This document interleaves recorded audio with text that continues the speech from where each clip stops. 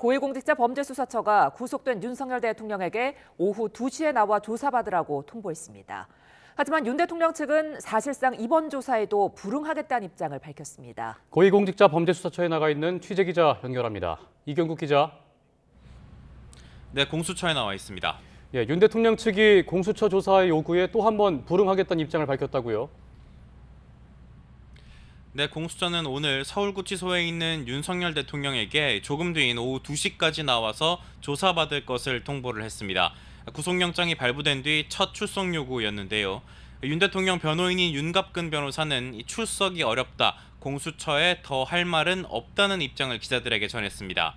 사실상 앞으로 이어질 공수처 조사에도 불응하겠다는 입장을 밝힌 것으로 보입니다.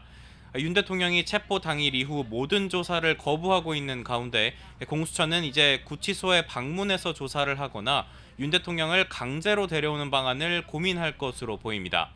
일단 공수처 관계자는 강제 구인의 경우 판례가 있을 뿐 명확한 규정은 없고 구치소 방문 조사는 지금 단계에서 결정할 것은 아니라고 설명을 했습니다.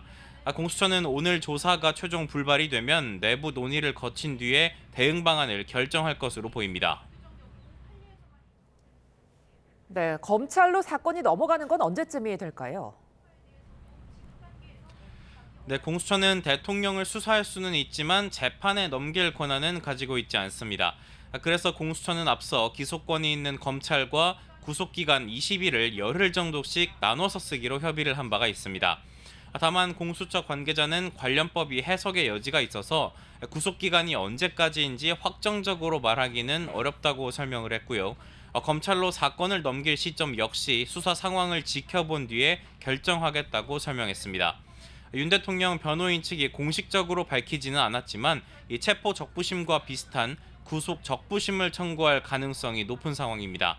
이런 변수를 감안하더라도 오는 24일쯤에는 사건이 검찰로 넘어갈 거라는 전망이 나오고 있습니다. 네, 앞서 윤 대통령 측은 구속영장을 발부한 법원 결정에도 강하게 반발했죠? 네, 맞습니다. 윤 대통령 변호인단이 입장문을 냈는데요. 법치가 죽고 법 양심이 사라졌다면서 강하게 반발하는 모습이었습니다.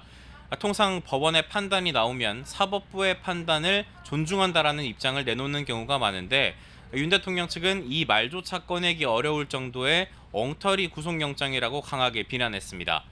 이어서 없앨 증거도 없고 영향력도 없다면서 법원이 내놓은 영장 발부 사유를 반박하기도 했습니다. 윤 대통령 측은 이렇게 사법부에 대한 비판 수위를 높이면서도 결코 포기하지는 않을 거라면서 앞으로의 사법 절차에서 잘못을 바로잡겠다고 강조했습니다. 네, 이런 변호인단의 반발에 공수처도 즉각 재반박에 나섰다고요? 네, 맞습니다. 공수처는 윤 대통령 변호인단이 법치를 부정하는 취지의 입장문을 냈다면서 강한 유감을 표했습니다. 특히 적법한 절차에 따라서 구속영장을 발부받았다면서 받아들일 수가 없다면 사법 시스템이 정하는 불복 절차나 구제 절차에 따르면 될 일이라고 꼬집기도 했습니다. 이어서 공수처 관계자는 구속영장이 발부됐다는 건 범죄가 소명됐다는 게 전제 조건이라고도 거듭 강조했습니다. 지금까지 공수처에서 전해드렸습니다.